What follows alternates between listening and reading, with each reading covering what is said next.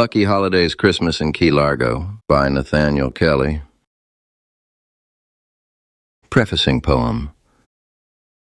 A Christmas tale of ghosts and seas, and winter's evenings, cold reprieves, and squares of towns hid deep in trees, and snow-white owls, Christmas eves, of paradise lost and paradise found, and the journey in between.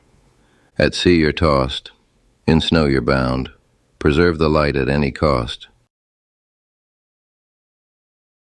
Prelude. Time, December 14th, 2033, 9 a.m. Place, a house on Hospital Avenue, Manchester, New Hampshire.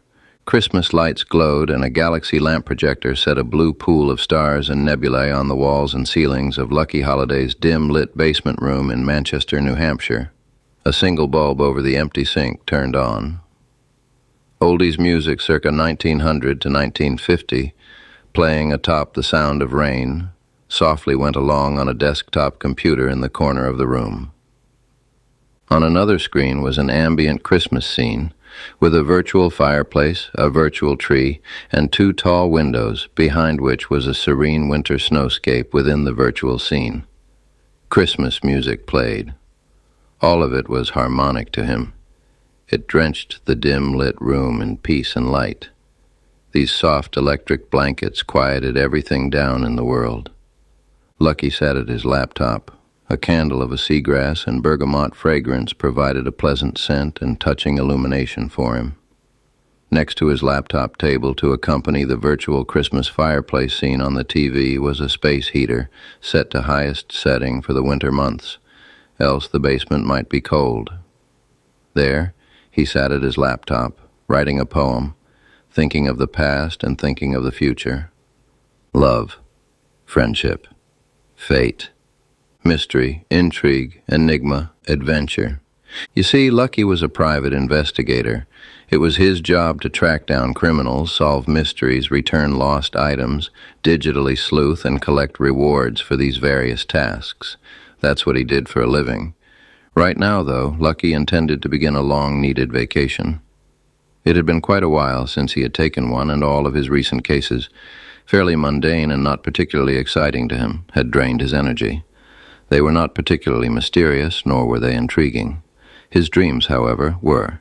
His recent dream. A recurring dream he'd been having in recent weeks, the same or similar every time Lucky entered it. Darkness, silence, and then light. White light, beauty and color, green and red and yellow, the color blue and too silver and gold.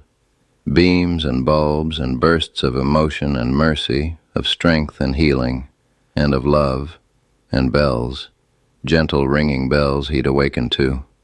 Darkness and silence, then light and beauty and gentle ringing sound. Archetype these were, he thought. A class of mystery, a class of enigma. In the early hours each morning, quite before light, and as he lay his head at night, these enigma haunted Lucky's mind.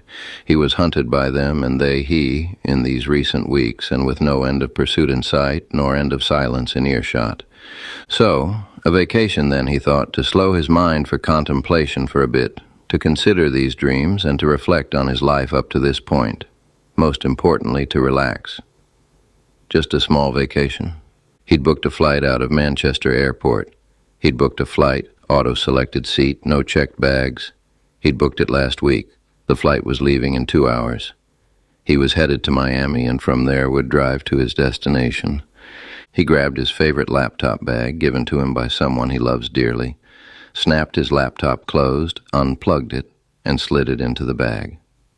He had a duffel bag filled with clothes and various supplies for the week-long vacation. He put on his button-up, sky-blue shirt, a green tie, forest green, tan slacks with a chestnut belt, and black shoes, dress shoe sneaker hybrids. From a little coat hook he'd bought from Home Depot just off South Willow Street, one he had screwed near his door, he grabbed his coat. A trench coat. That's right, a tan trench coat, with a tightening coat belt, ornamental red.